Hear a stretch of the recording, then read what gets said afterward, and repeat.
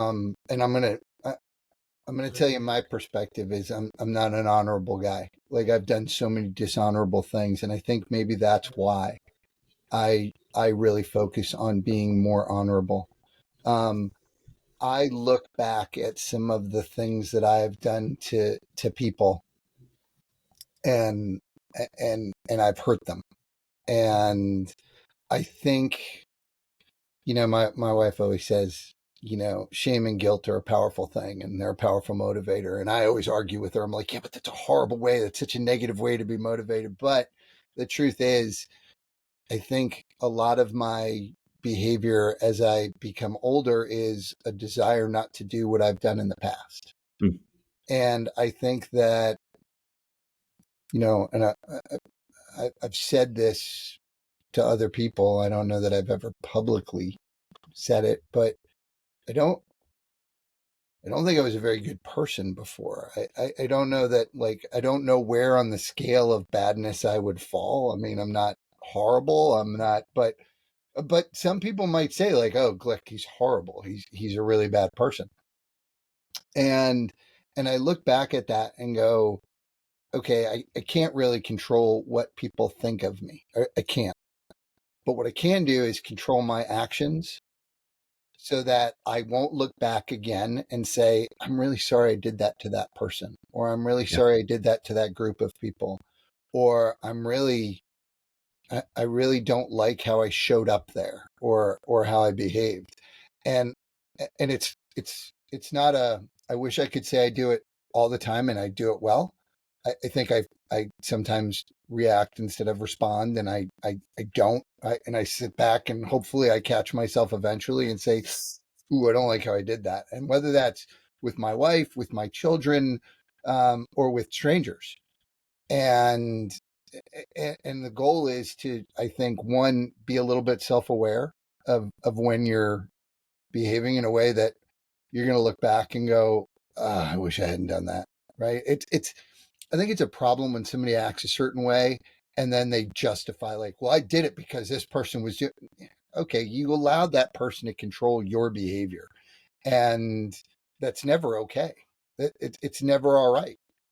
And I think this idea, what I try to do is, and again, don't think I do it all the time. In fact, I'm telling you, I don't do it all the time, and I don't even know that I do it well all the time when I do it.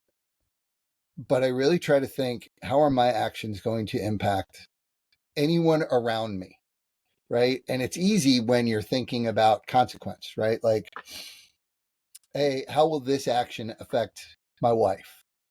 Right? Because there's a consequence if I upset her, like, I'm going to know about it right away. Like, there's not going to be there's not going to be like, well, I'll never see that person again.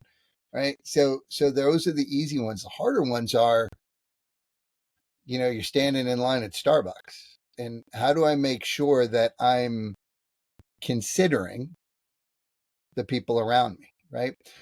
I want to go off this honor thing, and I want to talk about respect and consideration for a second. And I'd like to hear your thoughts on this. But I think those are two things that we really get confused. I think a lot of people are like, well, they disrespected me, and they're not showing me respect, and we've elevated this idea of respect, that everybody deserves it. And I will say, you do. Except what respect means is to not cause harm or to elevate in status. So nobody should cause you physical harm. Nobody should intentionally try to hurt you, not hurt your feelings, hurt you. Everyone deserves that respect. Beyond that, everything is consideration.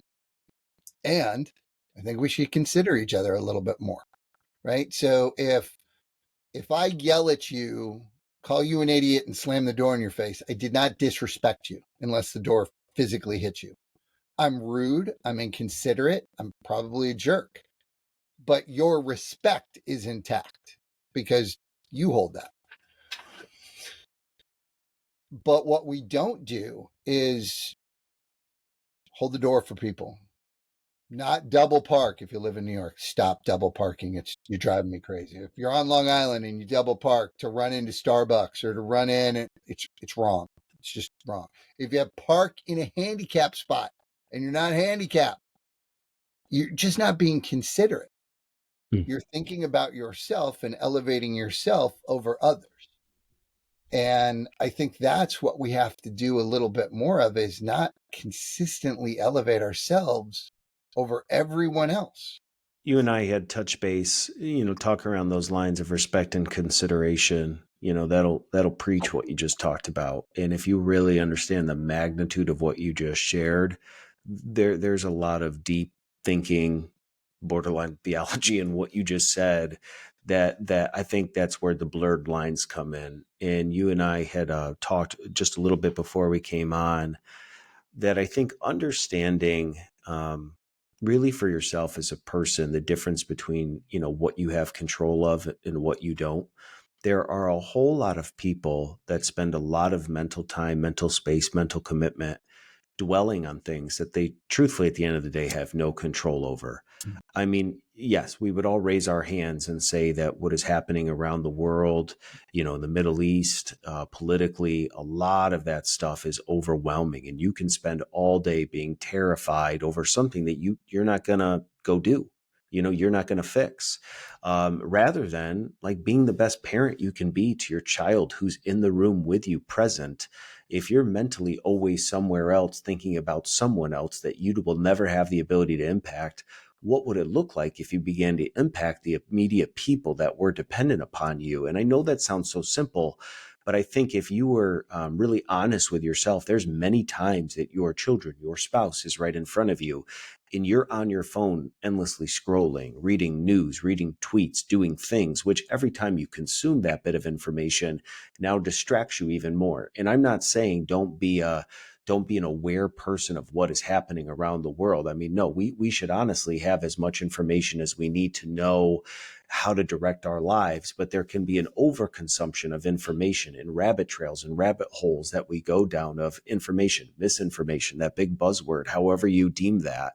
But I think when you're talking about that whole idea of, respect in the other side, is I think what's hard for a lot of people is to be so assured of who you are as a person.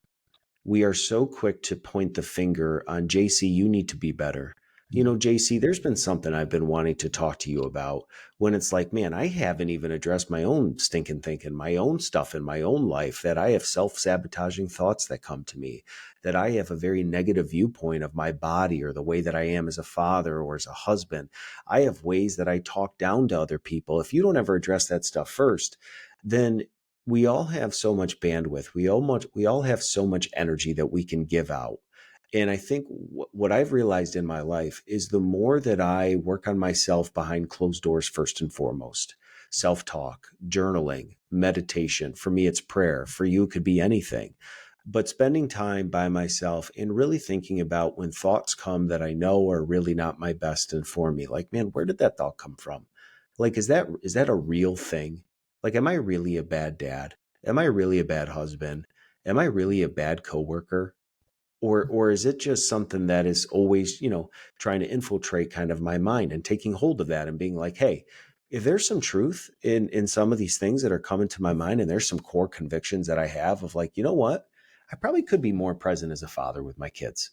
Maybe I'm a little bit more focused on podcasting and influencing people and getting my message out there, when I have people in my own home that are vying for my attention, and I'm more worried about the people I'll never meet following my shows than the people that are following a legacy that I'm trying to build for them. And that sounds really deep, but that's like the stuff that hits me between the eyes, where I'm like, man, if I work on that first and I get that right, and I become the present husband and father I can be, then when I'm out at Starbucks or at Target and I see somebody, I am more aware of maybe their suffering. I am more aware of their body language. I am more aware of their body disposition, that I can be available to them. And these could be perfect strangers. These could be people that could just use a door being held for them, or a purchase of their coffee, because you can see that they're obviously frustrated today. And it's those small things that I think are very hard to begin to become aware of. if you're first not fully aware of yourself,